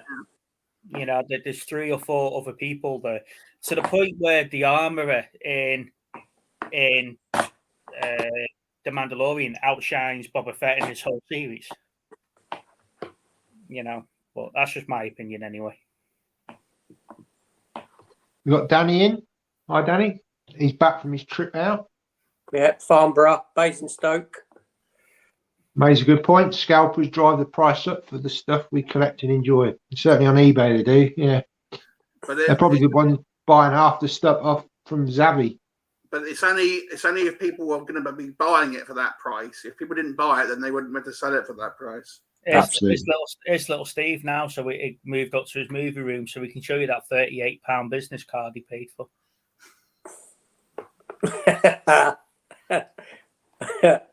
And he says Star Trek motion picture on Blu-ray I saw in CX is £15. That's quite expensive. Or is that the 4K? It came out recently on 4K. Yeah, it'll be the 4K one. I thought that was made 4K. Yeah, it must be, mustn't it? Yeah, it'll be the 4K one. Because, like you say, the Stardate box set's only 18 quid now, isn't it, to buy? And that's got all of them in. The blue corner. Is that the 1 to 6 though? Is that 1 to 6? That's 1 to 10. Oh, okay. Do you know that person, Leo? The blue corner? Yeah, it's one of my subscribers. I don't know what it means, you said before when I was subscribing to people, if you tried it, you disconnect from the screen. All right, yeah. Danny says he picked up Wolverine X-Men in game years ago. It was released a week early. Rang me up as they wanted the Blu-ray back. I simply refused. Wow. Wow. Star Trek the motion picture on Blu-ray in CEX is £3. It's the 4K. That's 4K. Yeah. I've talked to people that bought a Blu-ray simply get the digital code and then trade in the Blu-ray right away to end up paying as little as possible for the digital. Yeah, I've noticed. Yeah. Well, when they first came out on digital, I think certainly in the UK, a lot of people were selling the codes. I used to see a lot of codes on eBay for sale. Oh, yeah. Stopped now. Yeah, I did remember that. Selling them for a while. If you can get £5 back, £4 back, why not? Because you've got no postage fee. You just send them the code, don't you? Screenshot. Yeah, that's true. Yeah. So Dr. Impossible of the Counter Punch 1984. That's a mouthful, isn't it? Having worked in a marketing background myself in the past, people are just revenue streams. Marketing is a scientific, psychological mind game. It's amazing how people get screwed around with it. This guy's an intellectual, isn't he? He always comes out like amazing comments. Right, hang on, let's have a look at these comments. Oh, we've got Bal. Afternoon, lads. Hi, Bal. Oh, he's just bought Fright Night. There we go. Amazing. We all know AJ's favourite film is Debbie Does Ballet. Oh, here we go. He knows it's not. Mask the movie for sure. I'd love to see that. He-Man on Netflix was woke rubbish. Yeah, Steve's got a few opinions about that He-Man.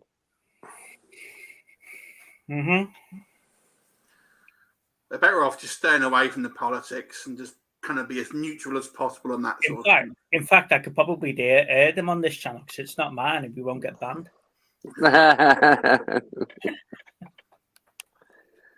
Yeah, Top Cat. That was always a great cartoon.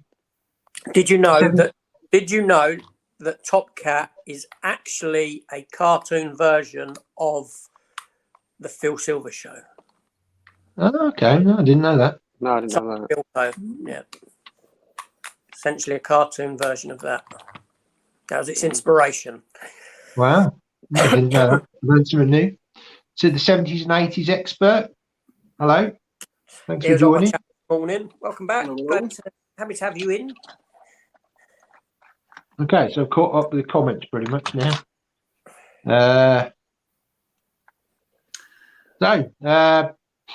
What should we talk about now? Yeah, but I got something that I was kind of I thought was quite interesting. So I've been rewatching this 80s TV series called Tour of Duty. I don't know if you're familiar. It's the Vietnam War, American Vietnam War. But what was interesting about that, and this was a network TV show in America. I mean, this applies to films and TV shows of the 80s. And what I found incredibly interesting about this is that on this particular TV show, and I'll watch what I say here, but they say words, the N word, they say the F word, but they can't say shit. Other than it was the most bizarre, like, wow. You really watch this now, and you're thinking, blimey, it seems so weird.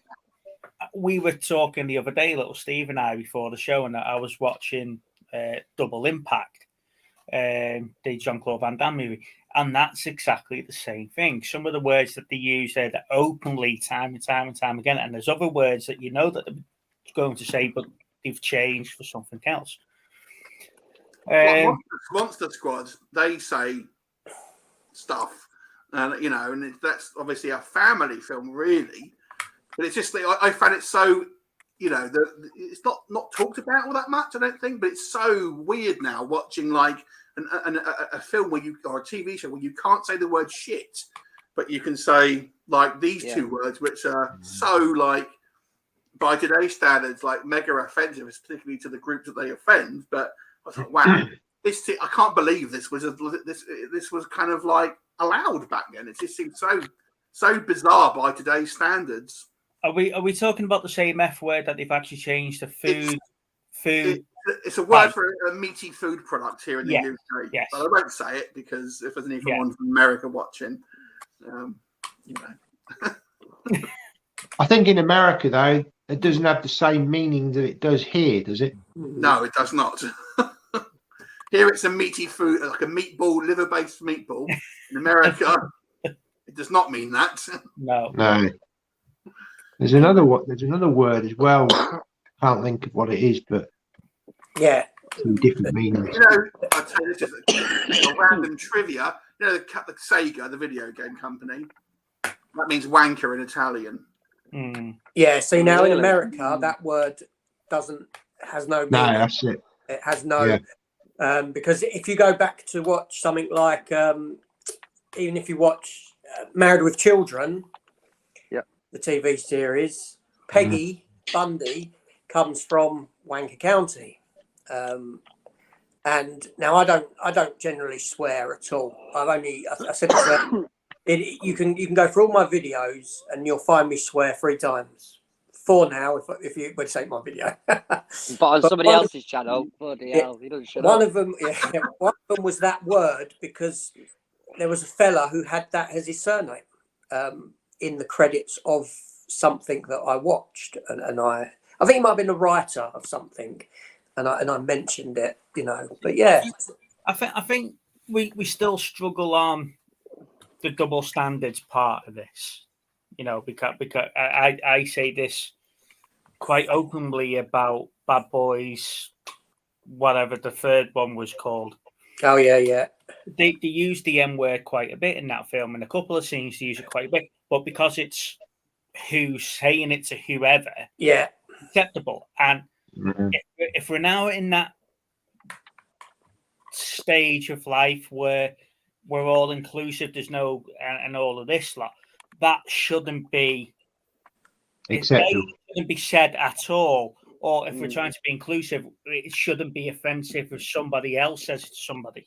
no, You know, totally agree. we're still down that.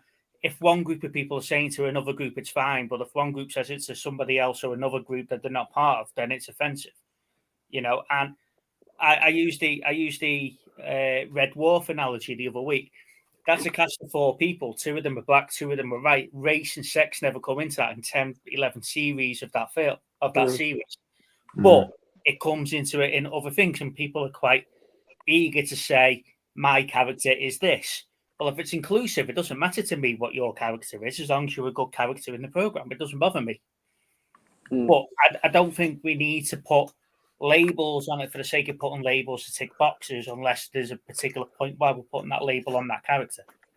And I think we've discussed this before, haven't we, AJ, about like doing it with characters, like having a black Superman. No, the character is written as, you know, as a white Superman, you know, a white guy. Whereas you got Miles Morales, who was the Black Spider-Man, but he was written that way, and it's, you know, it's great to have that character, but you wouldn't have a Peter Parker that was black because he was written as a white guy. Yeah. That's not being racist. That's just the way it is. If the character has never been specified as anything, then by all means change him over to whichever way that you want to see the markup. But I've also had a conversation with AJ that it wouldn't bother me if they did change certain things of characters, as long as the character is done correctly. Yeah. If they change it and the character is poor, it's like the 2016 Ghostbusters isn't bad because it's all women. It's just a bad film in general. Yeah. But people just refer to it as the Ghostbusters with the women in it. Yeah. You know, because and that's wrong, isn't it? Yeah, but it's just a bad film in general. If they took it like they did with the Oceans movies, where we got a decent film with a woman cast, you wouldn't be referring to it as the Ghostbusters with the women. You're just referring to it as the bad Ghostbusters reboot. You see, my argument with that is, why would it have to be one particular gender? Why couldn't it be 2 guys, 2 girls, or something like that? Why does it have to be a complete swap? Yeah.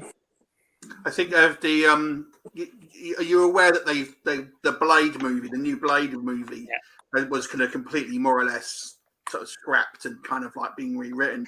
Well, apparently the previous version, this may well now change, was going to have Dracula in it, and there was it was going to be a black guy, and you know, because Dracula is based in the book was inspired by an actual person, that you should cast someone from like with maybe a Romanian background, something like that. That's how what I would do. I think the kind of the whole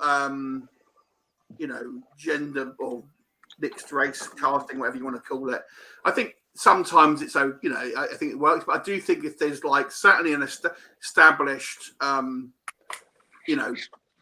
characters like the Black Superman and what have you, then I think you're better off really sticking with the source material. I mean, do you remember when they did that Anne Boleyn series where they cast like a black woman? That's obviously a historical figure, and that to me was purely done just to rile up people and to get press. Yeah, that's why they did it, because they knew that the right wing would just pounce on it, but they would ultimately get like mega press out of it. It was very cynical casting decision, to be brutally honest. So they're kind of like the seeing Miles Morales is black, he's biracial, but I bet you they'll completely ignore that Latino side of it. Because I remember the people saying, "Oh, this person should do it, that person should do it," but he's not black, he's biracial. No. So that's I was are you familiar with Grace Randolph? Mm-hmm. she was like, "Oh, this person should do it. That person should do it." They're just like black actors. Well, that's like saying like just the Mexican actor could do it because you're just completely ignoring the other side. It's like the Blue Beetle, though, isn't it? The Blue Beetle movie that's coming out. It's got Miguel in it from Cobra Kai. At least they're sort of taking that sort of Mexican sort of look stance with the actor and stuff like that to keep in with the source material. As I said before, it doesn't bother me if you're black, white, yellow, straight, gay, non-binary. It doesn't matter to me as long as you do a good job in portraying the character you're supposed to portray.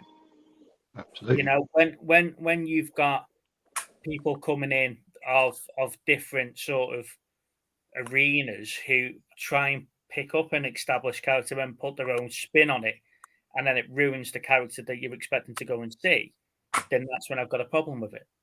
You know, it's the same with recasting. We were having a chat with recasting before the other day.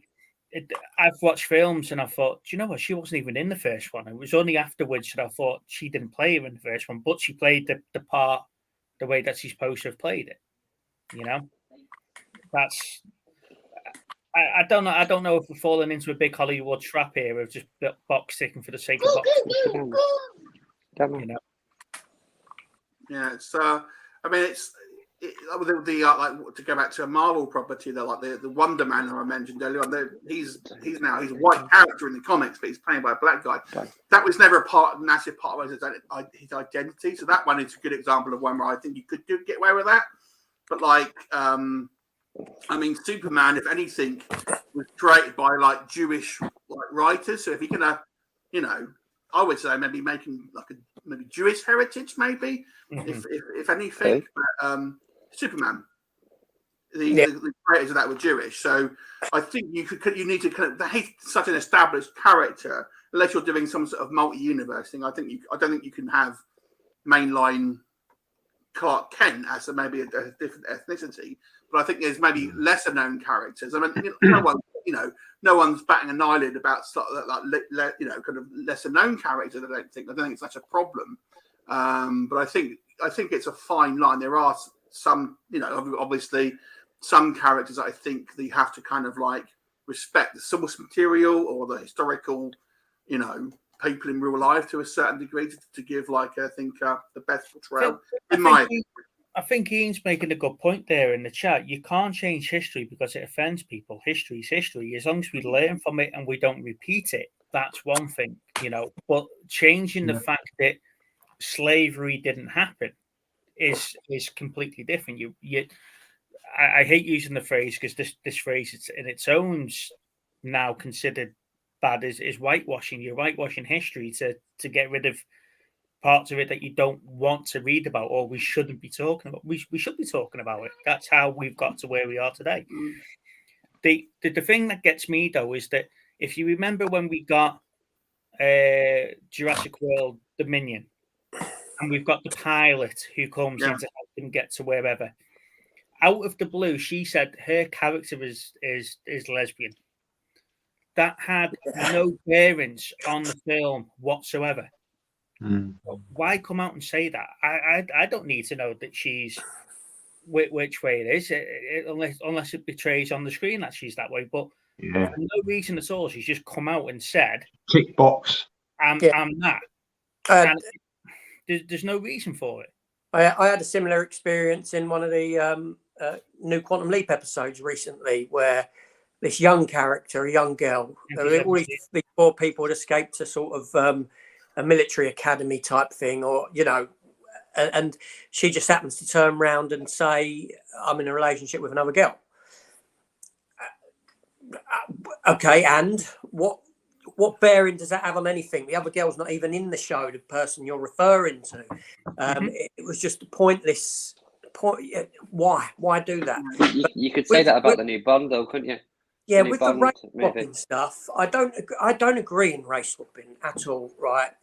Just go with, because you're going to upset people. You're always going to upset people anyway. I agree with the lesser known characters. There's not so much of a anything behind it. When they race swapped a character like Perry White in the Superman films with Lawrence Fishburne, you know, Lawrence Fishburne's such a fantastic actor anyway, but it's such a small role that it really didn't have any bearing on it whatsoever. But to take an established mainstream character and to race change him is silly. It's a silly thing to do.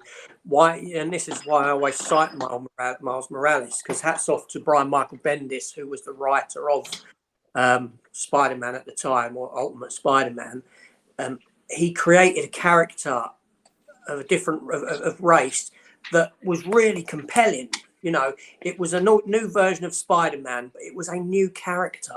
It wasn't like a clone of Peter Parker. You know, this was a character. I love Fig Biscuits. He was Sorry, mate. He's a really compelling character. So do this again. Create a compelling character. I don't want to see James Bond, you know, portrayed as a black guy, because he's not in the source material. You've got to stick to that source material. Give me another character. Create another character. Get in there and write a compelling character. Yeah, I didn't mind what they did with James Bond, because it wasn't James Bond that they race Ben. It was 007. It was a designated code. Yeah, that's fine. I had no issue with that. That was a good way, I think, of kind of like having the cake and eat it too, if that makes sense. So if your next movie is going to be called 007, that's great. If that character is called Bond, that's. Do you think that people would have an issue if the new Green Lantern movie is going to be around John Stewart, isn't it? So if you're looking at John Stewart, would you think there'd be an issue if a white actor got cast as him, with him being a black? 100% there would be an issue, Yes, totally. As much as I wouldn't want to see Superman as a black guy, I wouldn't want to see Blade recast as a white guy. I wouldn't want to see. It should be English. I wouldn't want to see Luke Cage recast as a white guy. I wouldn't want to see Storm from the X-Men recast as a white woman. Keep them as they are. It's simple. I mean, you do say about Wonder Man. Now, Wonder Man, you know, this is where this is where it gets funny. Right, for me, is because on the one hand, you know, I've got to back what I say, and I do, but then Wonder Man's not a character that I've ever read in the comics. He's a character that I'm familiar with, and I know that James Gunn was gonna, or did, I don't know if he did film it. Did he film it or didn't he? Did he use Nathan Fillion? Yeah, I think it might have been. Again, if a recast of that character as a black guy, I'm nonchalant about. I've got no. I agree with that. Yeah, because I don't know the character, so for me, it would be my introduction to that character beyond knowing about him as a black guy. So I wouldn't have that foreknowledge or that. Do you see? Other than knowing, I wouldn't have that foreknowledge of it. Yeah. I agree. When they done the Fantastic Four one, and they turned Johnny Storm into a black guy played by Michael B. Jordan, wasn't it? Yes, again a great actor.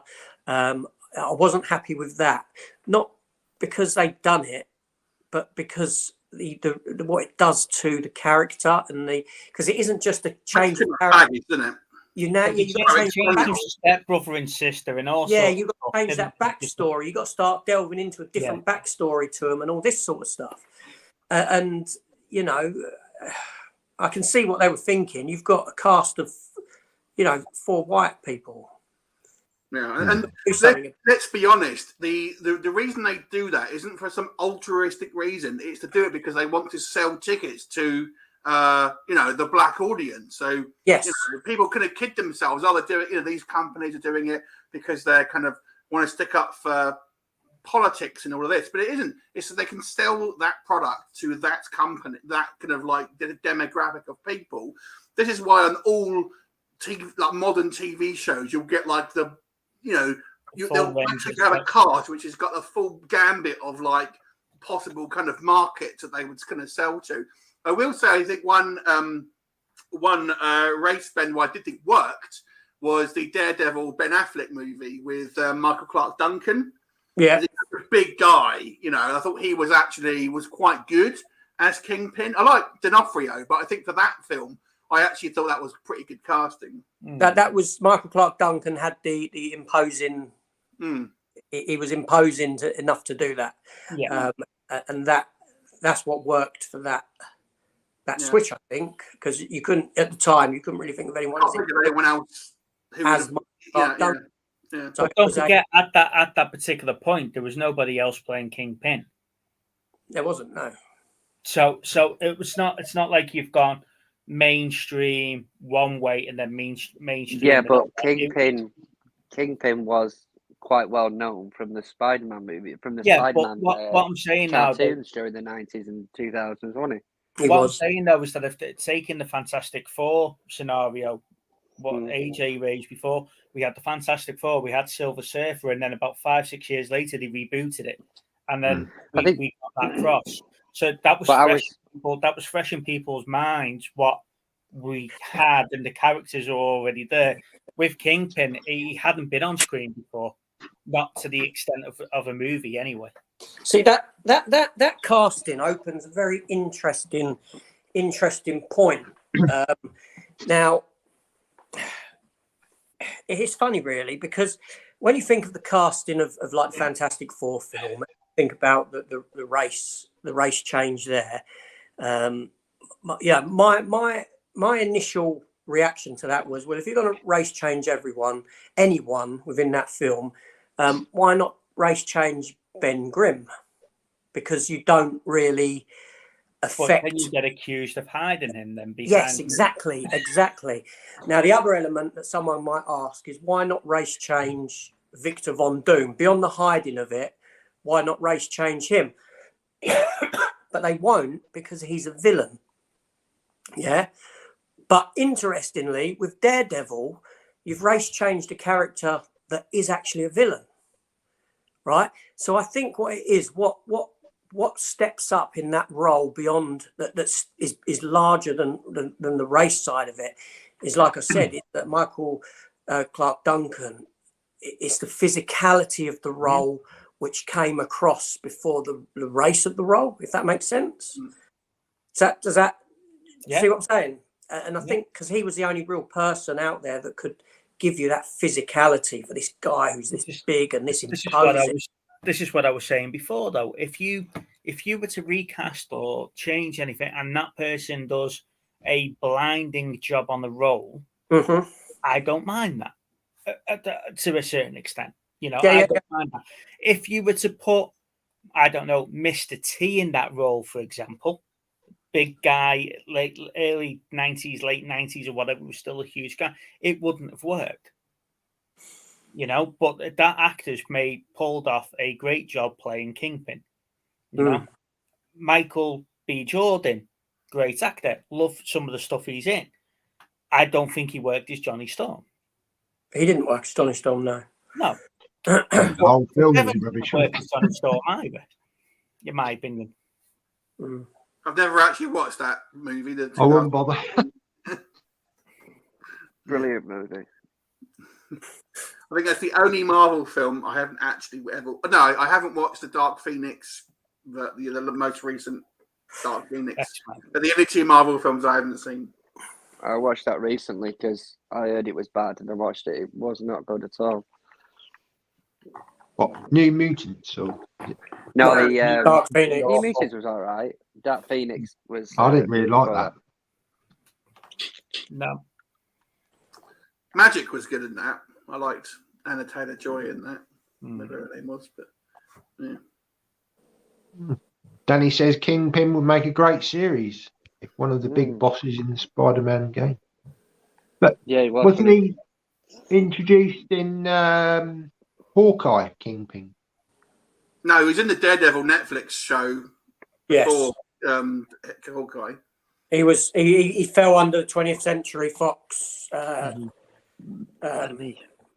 20th Century Fox banner of characters. Wasn't it Sony? Because he wasn't he introducing Spider-Man comics?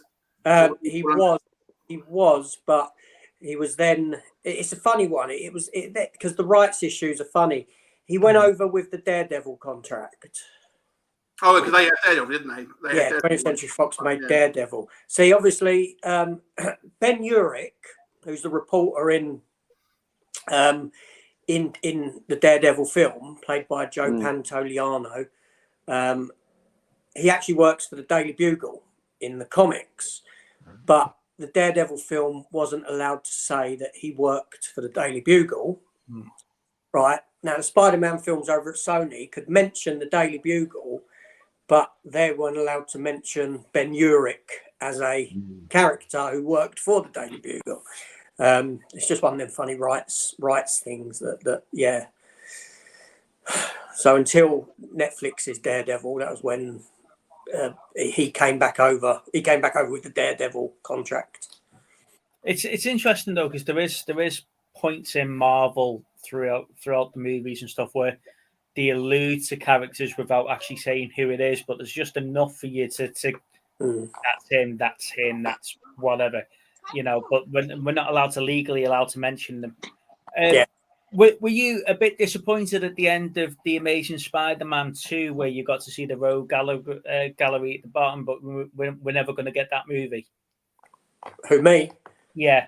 I'm more disappointed by the fact that we're never going to get the answers to the Spider-Man parent storyline.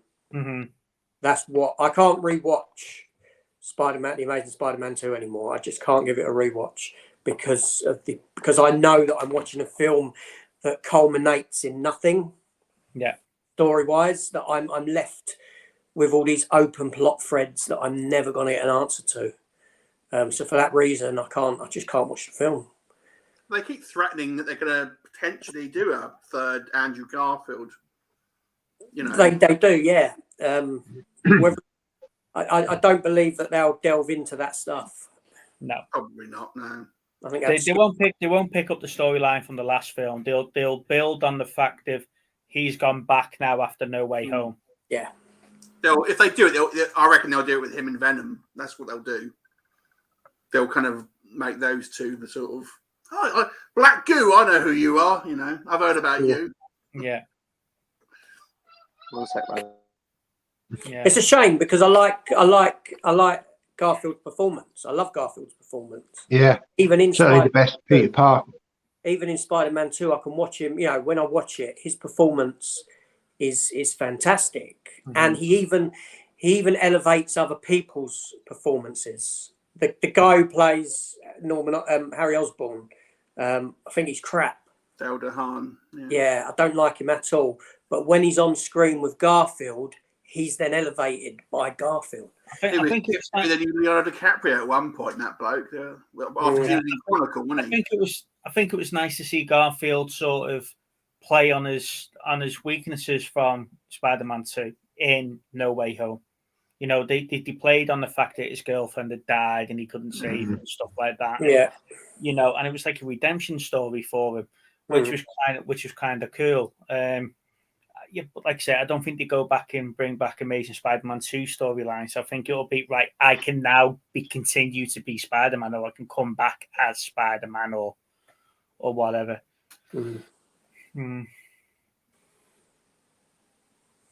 Yeah, there you go, Matt. I could totally agree. That's what I've been saying. It to me, it doesn't matter. You know, as long as you get that character over on screen that you're trying to portray and do a good job of doing that. But there is certain characters that are distinguished as certain things. Right. Well, we're at 4 o'clock, so I think it's been a fantastic 2 hours. So I really appreciate both Leo from Geek Legion Doom and the two Steves from Movie Chats coming on the stream today. Thank you. As I say, I'll leave some links in the description after the video's finished.